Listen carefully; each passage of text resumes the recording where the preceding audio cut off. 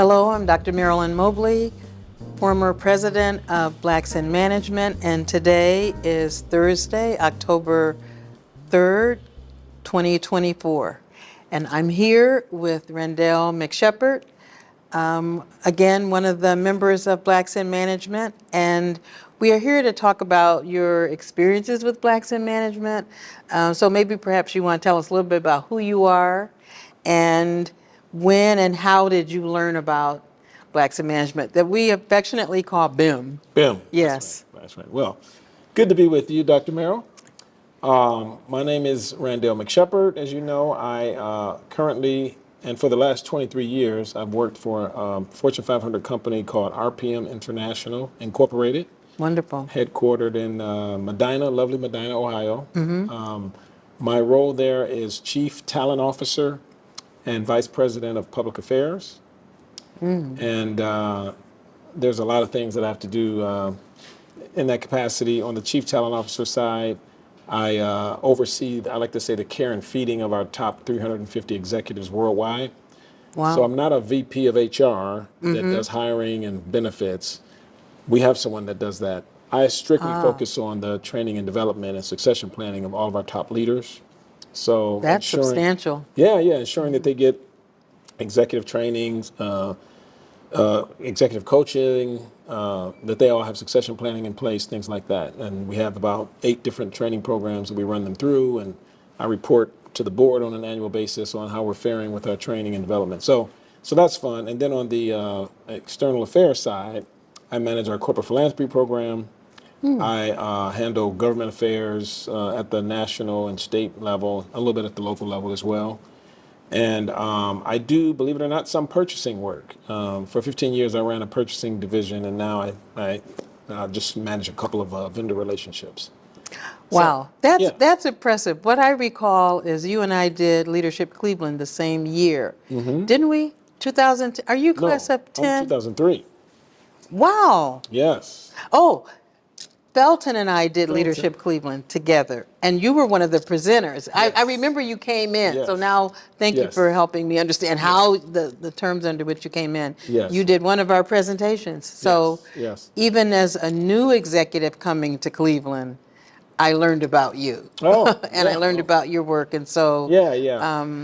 so it stands to reason that there will be this moment, now that the decision has been made that Blacks in Management would sunset as an organization, we're doing these interviews to get a sense of how and when and how you learned about Blacks in Management, how it was a part of your life. But as I recall, when you came to Leadership Cleveland to present to us, I remember thinking, well, this is impressive. And now that I know about Blacks in Management, I'm curious, did Blacks in Management have any role in your upward mobility in your corporate life? Or so you can tell that story about how you got affiliated with BIM. Yeah, that's a good question.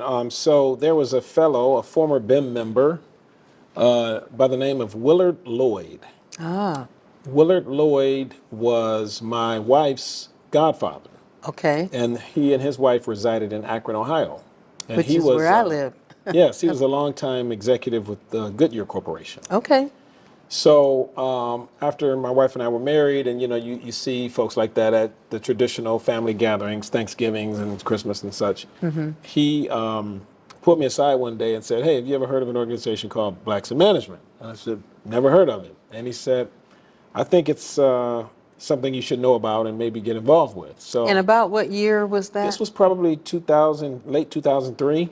Okay. Yeah, so it's been about a 20-year run for me. Ah, Yeah, okay. yeah. I was just getting my footing at RPM. Okay. Been there 2 or 3 years. And he said, "Sounds like you're doing some pretty significant work." When I started at RPM, I was the only executive of color. I was the only person of color on the whole campus when I started there, but Wow. certainly the only executive of color up until about 3 years ago. So he said, that lonely feeling that you're probably experiencing, I have some friends along with myself that have been taking that journey, that you might want to get to know. So he then introduced me to a couple of folks within the organization that started an application process. Okay. And I submitted that and did an interview or two, and was then accepted and started attending meetings. Very good. Was the acceptance and beginning to attend meetings after some ceremony or something, or did you just did you just get a letter and you say now you? Yeah, yeah, it was. I mean, I could tell that the people were serious about the organization, and they seemed like they were giving me a pretty thorough, overview and Someone examination, if you did will. someone interview you? Yes, Ah, yeah, there was a formal interview, okay. and there were a couple of folks that I talked to, but I mean it was casual, Sure, sure. but it was I think it was more so trying to get to know me. I was sort of new in the corporate arena Okay. because I had come from a nonprofit background, Oh, okay. Okay. so I think in keeping with BIM's sort of senior executive sort of role, they maybe wanted to make sure that I was. Yeah, and say more about that. In other words, how did you understand the organization that you were coming into? Yes, well, Uncle Willard, we affectionately refer to him because, again, my wife's godfather, showed me some pictures of some of the early meetings. Gotcha. And I saw the likes of Hilton Smith and David Whitehead and, a few others. And he said, yeah, this is the group. And he started to talk about how they were a trusted group of black leaders that even when the riots happened in Cleveland, that they were sort of brought to meet with the mayor to sort of give a perspective on how they might think Very about good. Very relating to the good. black community. So I kind of thought, wow, that sounds like the kind of group I'd like to be involved with. And That's good. knowing a little Because bit that's the about, very sort of thing that I heard, that after the Huff riots, there were some people who came together yes, who could be trusted right, to share information and to get information and to disseminate it appropriately. that's So, right. yeah, that's Yeah, good. yeah. So So, what role did BIM play for you personally as an executive? I think BIM for me was always a warm place to convene with people that look like me that were having a similar challenge as me in terms of everything I was experiencing as a new executive, being the only one in the Yeah, room. Everyone in that room could tell stories and relate. And right, right. when you're running that fast pace in that kind of an environment, to be able to on a monthly basis kind of check in, if you will, with like-minded people that have similar journeys and challenges, was just very comforting and helpful. I And appreciate you sharing that because I do think as we excel in our careers and as we move, quote, up the ladder, we get really comfortable being in diverse settings right, where we're not always making a big deal about being the only or one of a few, right, but it doesn't exactly take away that feeling that it's still true. right. So I That's right. appreciate you sharing that Yeah, because yeah. sometimes people hear that as, do you belong, or are you saying you weren't comfortable? Most of the time we've gotten comfortable, Right. You have to get comfortable but to it just. doesn't mean you don't have days when you're lonely. That's right. That's And exactly I right. met someone, I guess that person shall be nameless in this interview, who left a Cleveland position to go to another position and is now at a predominantly black setting. I'll just say Okay. at an HBCU, Oh, there you go. now. And I said, tell me the main thing you're experiencing. What do you like about being in your new location? And the idea of, well, just certain conversations I don't have to have. Ah, Sometimes when we're in those lonely situations, we are explaining things that we don't have to explain when we're in settings among our own people right, who are kindred spirit, kindred kind of journeys, right, right. So it doesn't take anything away from being in diverse settings, but sometimes you want a setting where you don't have to explain certain things That's about right. the black community or what our concerns are. Right. It's as my son always says, it's just known. It's just So not. some situations, it's just known what our That's right. concerns are. No code switching. No No. Yeah. code switching. Yeah. That's Yeah. it. Right. That's it. Right. There Right. you go. Yeah. So, what role did it play in the lives of other BIM executives? In a way, maybe we're saying it, but Yeah. I am I think. leaving anything out? And No. I think. What I appreciated about BIM was we all have leaned on each other I think it helped all of us in terms of having an expanded network of people that are doing good things in the community, not only for their respective employers, but all of the BIM members typically were civically involved or had other talents and gifts and things that they could contribute. So, I think all of us could benefit from just being in the room and comparing notes, hearing what people are wrestling with, and offering to support them in many ways. I certainly felt supported. 20 years ago, I started a think tank called Policy Bridge, I and heard about that. we used to, every once or twice a year, we'd release these extensive reports around public policy issues affecting communities of color. And at some BIM meetings, whenever we had a report released, I mean, they would celebrate, celebrate the fact that the organization had come up with this very, important, timely document about a particular issue in our community. And Good. we would even have a conversation about some of the content, or they would ask me to give a brief summary of it. And Oh, that's good. and they would sort of say, hey, you might talk to this person, or here's a funder that you might approach, or, so it was always those kinds of ways, I think, just expanding the network and having people that you could call at different places at different times for help, because, success for our community to a great extent depends on, your network. And, That's right. That's right. And I think also having a safe place to have difficult conversations. So I like what you're sharing, a good place to share new ideas. Yes, Sometimes to have difficult conversations, you need other, absolutely. you need other ears to hear the situation. Yes. That can give you good feedback. That's right. Constructive feedback. That's right. Yeah. That's right. And not going to report that back to anyone in any negative way. That's but what we mean it by stays safe in the room. space. Stays in the room. Yeah, the Las Vegas principle. Yes. That stays there. That's right. Because otherwise, you can't have certain kinds of conversations if you think they're going to disseminate That's right. to the wrong places. Right. Before you've come up with your own Right. strategy or Right. response. Right. So, what are some of the unique accomplishments of BIM that you think BIM can be proud of? Yeah. Well, the first one I'll share is, this was long before my time, but I was always envious when I heard the stories of how for many, many years BIM would take their entire families out for retreats. I heard about this And- too. yeah, Stanley yeah. Miller used to tell Stanley us Miller, yeah, about that. and Lorna Wisham and her dad and the family.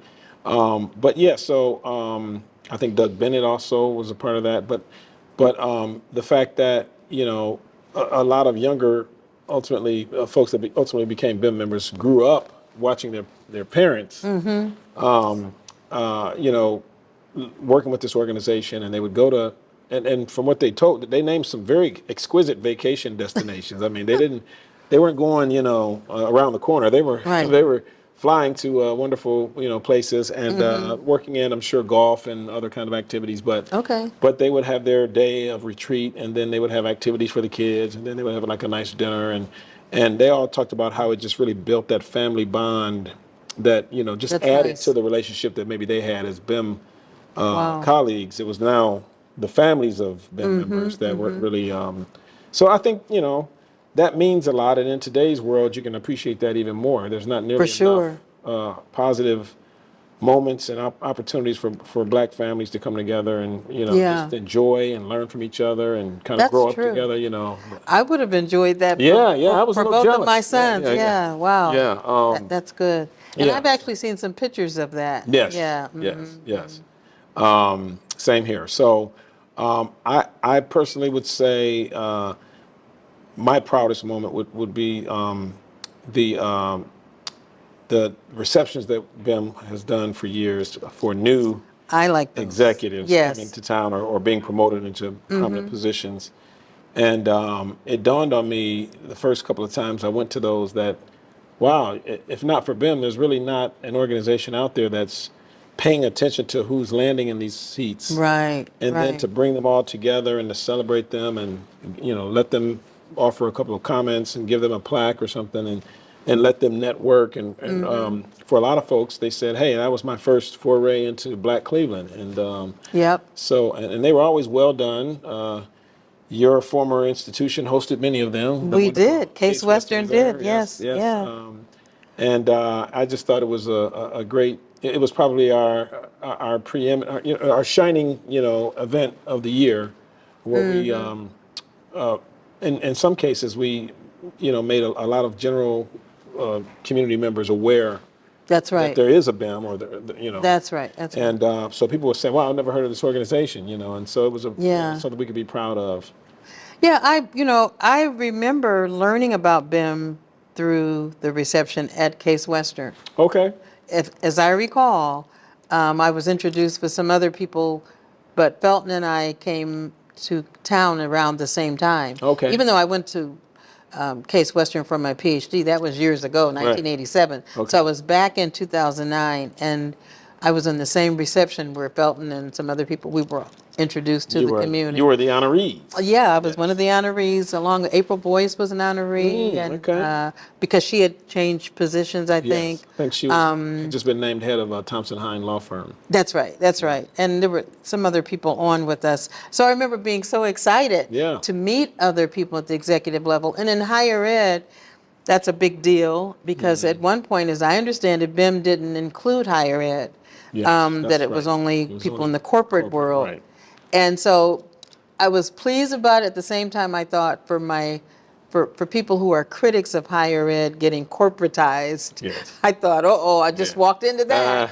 But it was so wonderful to be chief diversity officer at Case Western and then to meet other executives and to know there are also already some people in the room Yes. who will welcome me, who I can call on. And Yes.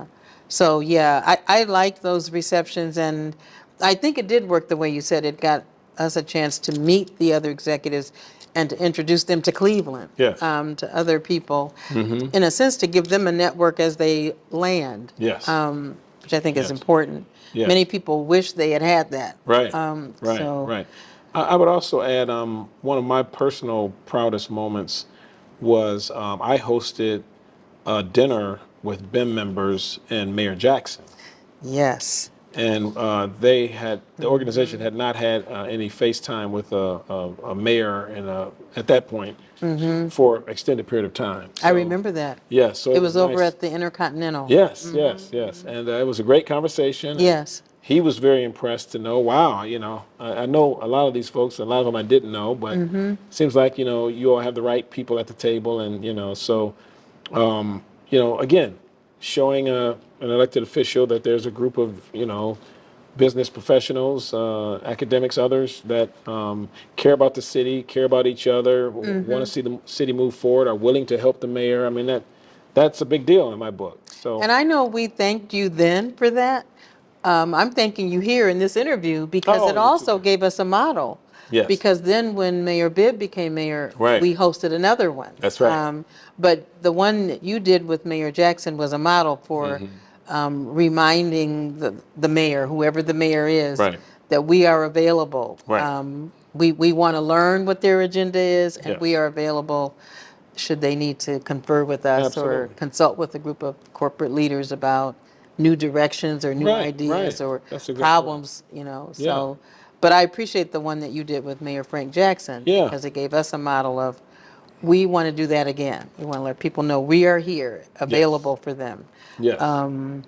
So, what would you want current Black executives to know? I mean, I realize now BIM doesn't exist in the same way. We are now looking at our history as an organization, but is there something you would want current Black executives to know? I think, you and I are both aware there are other organizations in Cleveland now.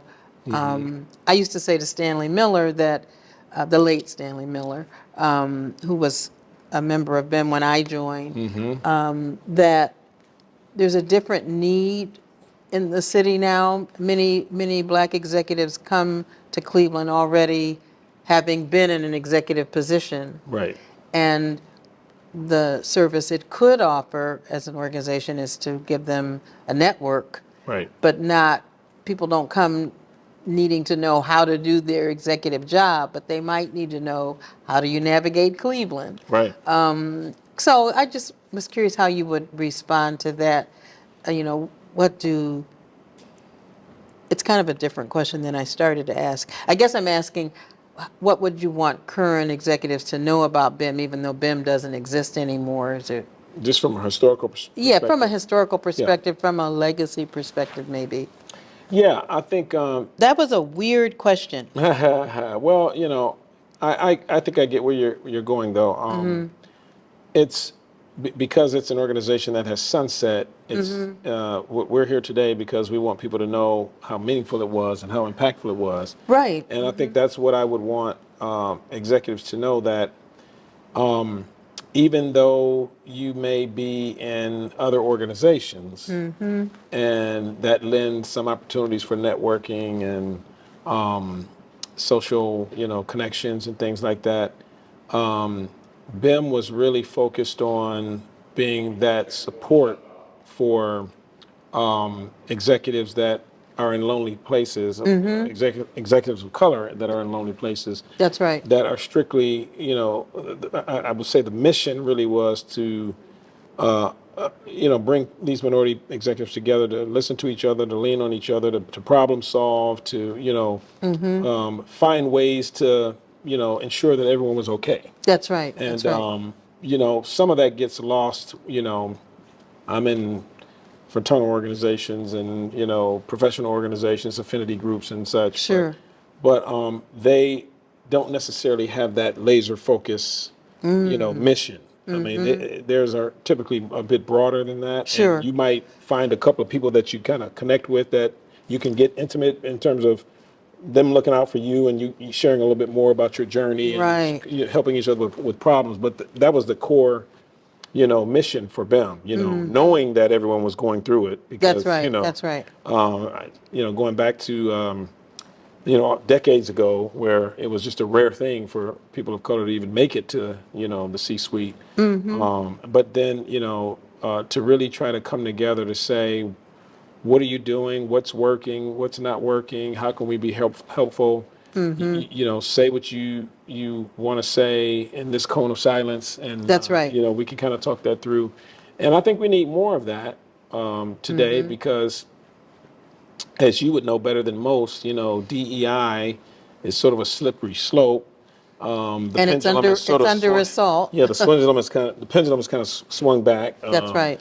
All the outpouring of concern and, oh, we have to fix this, that we saw shortly after the terrible tragedy of 2020, with George Floyd, has kind of swung back to now. Folks are saying, well, why are we doing this? DEI means didn't earn it. That's right. That's all this right. kind of nonsense. Yeah. So, where we may have thought that, oh, things are better now, we don't need those types of organizations anymore. I think we might need a BIM now more than ever, because Wow. yeah, That's a very good point. Yeah. The pendulum has swung. Yes. And you said something we haven't really talked about, it's just kind of understood, but you said C-suite. And that was critical to Yes. BIM's existence, Yes. people in the C-suite. So sometimes these challenges happen regardless of where you are in the organization, Right. sometimes even when you're middle management. But Right.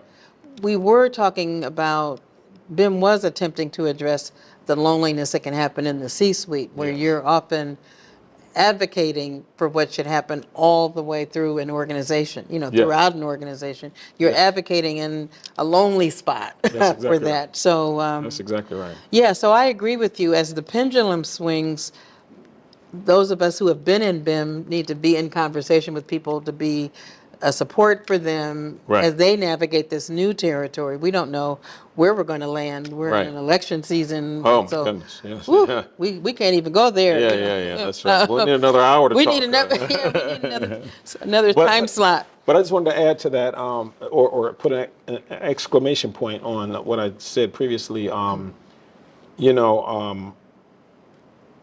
can I be helpful, and are you okay? Are you okay? Those are two questions that were often posed to me in my BIM experience. Wow. That I can't say is a typical question that is asked any other place that I go. That is so important. And for people to feel safe to say, I'm not really okay. Right. You know, because sometimes people need to do, I do grief ministry at my church, and we talk Okay. about Academy Award winning grief.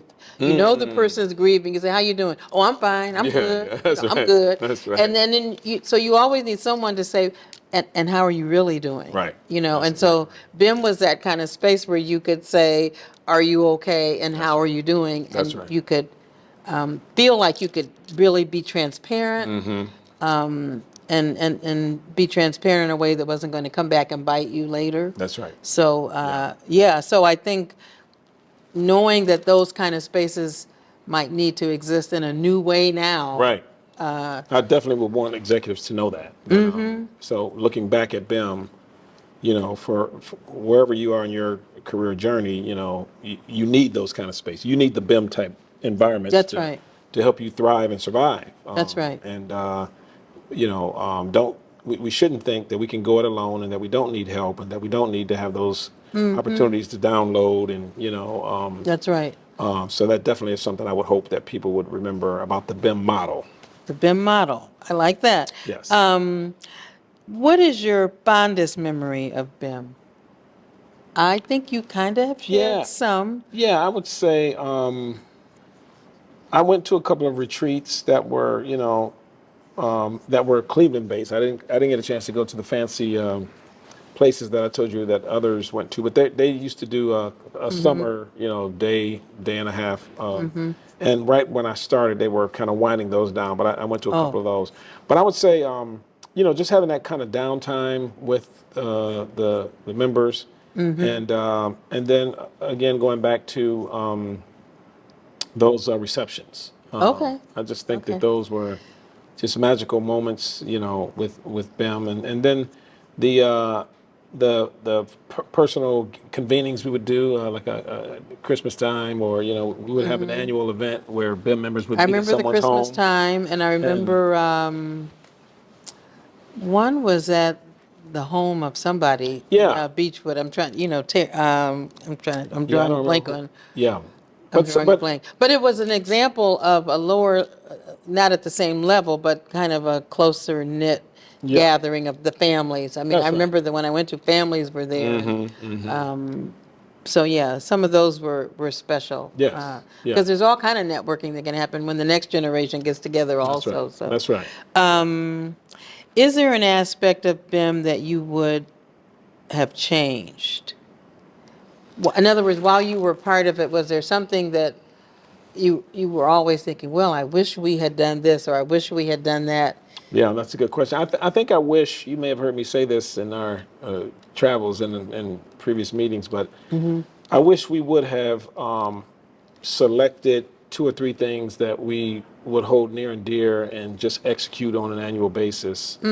Because I always felt like nothing wrong with people having ideas and opinions and perspectives, but it just seemed Right. like we were always kind of wrestling with what's next and should we do this or should we do that, and maybe we shouldn't do that, or yeah, and we probably would have saved ourselves a lot of grief just to say, you know what, we're going to always do the receptions, That's but right. then here's something we could maybe do for, you know, I don't know, a school or for an upper younger professionals, or here's some other way we could give back, or some other way we could, see that we get executive training or that we might need, or Right. whatever, Right. but to pick two or three and just stay with it. And I felt some years were better than others. You were one of our more organized presidents, but in some cases, I it just tried. felt like we kind of wavered a bit more than we needed to.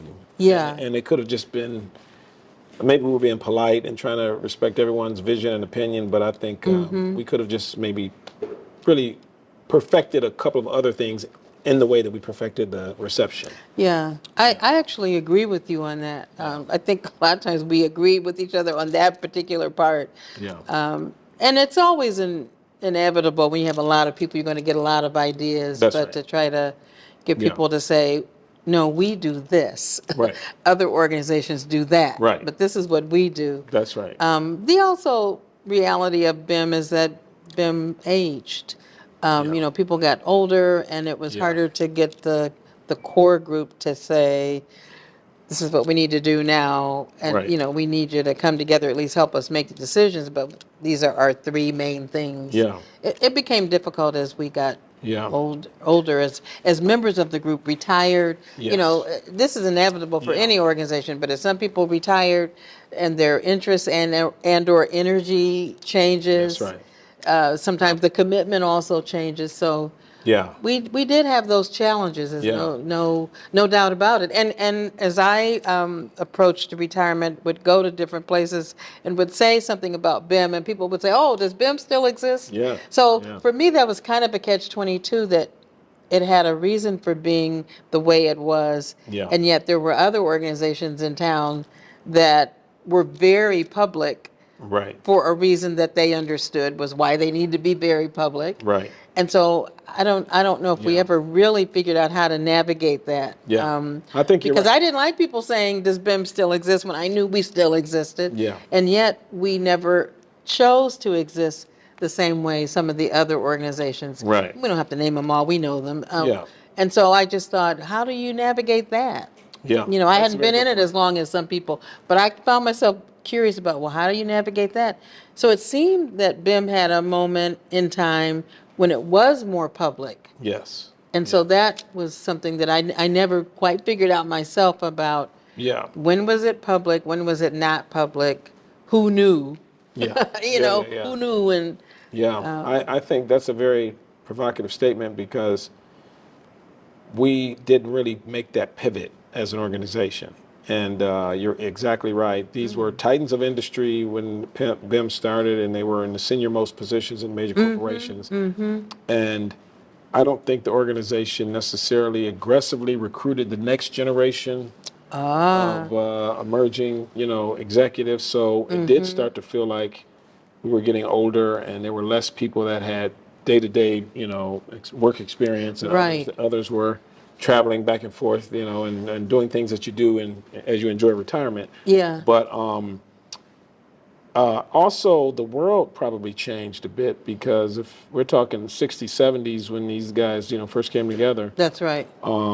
you were maybe, grew up in segregated schools and maybe went to more likely to go to an HBCU, and, so then you find yourself in that environment where you're, working with all whites, and you have to kind of navigate. Well, the next couple of generations Didn't grew have that up, experience. much That's more right. integrated, and so they maybe didn't understand or appreciate the although they did need it, whether they knew it or not, but they didn't appreciate, hey, there's some value That's in right. coming together with people that look like you, that are working in similar positions, because it will be tough. It will be lonely, because the numbers, the statistics clearly point to the fact that there's very few of us, and you pick the category, academia, medicine, Pick the category. law, Yeah, C-suites and corporations. I mean, it's the same journey for all of us. So, true.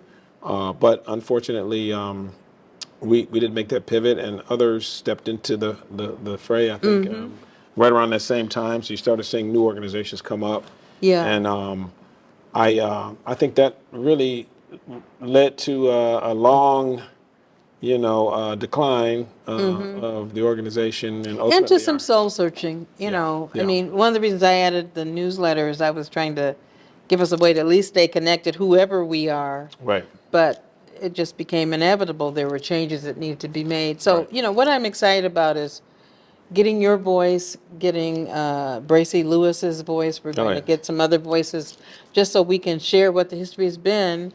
Hopefully, people will listen to these interviews and learn some of what we did, why it was important. That's right. That's right. And your use of the word pivot is critical, because we know we can't stay the same. Right. Change is inevitable. Right. But hopefully, people will hear from this some things that they might learn about going forward. Yes. At this juncture. That would be my hope, that this would be a highly sought after collection at the library. That I hope so, because people wanna- it's going to include not just the interviews, but also newspaper clippings and photographs. Okay. And whatever else people have shared. Some people have already given us, we have a box full of materials that Okay. we are going to be trusting the library to help us find the appropriate way to share it and display it and put it on exhibit. Yep. So is there anything else you want to share for the good of the order before we? I want to thank you for helping us to finish strong, because I think you really did that. Even here now, as we wind down, you're ensuring that we capture, all that BIM was. I mean, it was an important organization. It meant a lot to a lot of people. It did a lot for a lot of people, and you hate to see organizations that's been around that long, that have affected that many people, just disappear. Just disappear, that's right. So thanks to you, we're capturing all these important lessons and stories and highlighting great people. I loved all the members of BIM. I mean, I learned from everybody.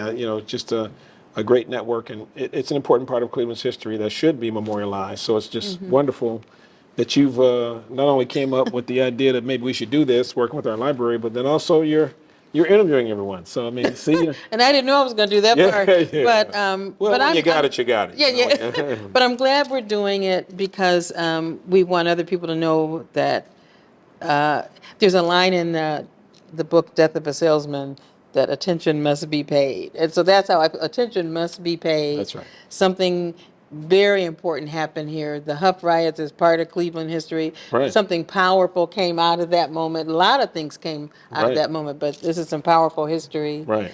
And I just think, attention must be paid because we all contributed, and people before me, you are among them, people contributed blood, sweat, and tears, Yes. and so I just think being able to share that history is good for Cleveland. It's good for us who still reside in the area. Even though I'm in Akron, it's still part of the larger metropolitan area. And That's right. so I think this is history we're trying to share. So I appreciate your time. Yes, thank you. And we are going to conclude our interview with a thank you.